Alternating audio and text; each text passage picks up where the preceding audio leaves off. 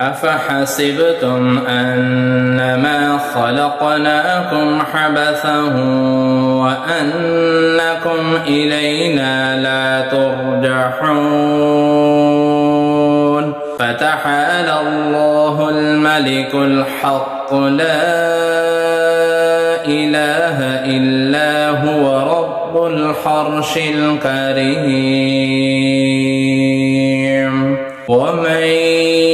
يدع مع الله إلها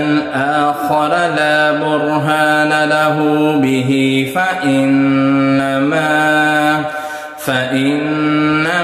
حسابه عند ربه إنه لا يفلح الكافرون